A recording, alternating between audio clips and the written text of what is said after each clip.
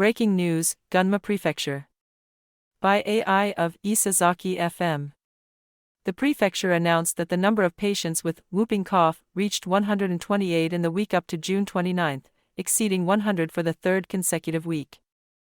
The cumulative total since January is 804, significantly exceeding last year. If the cough persists, it is recommended that you seek medical attention as soon as possible.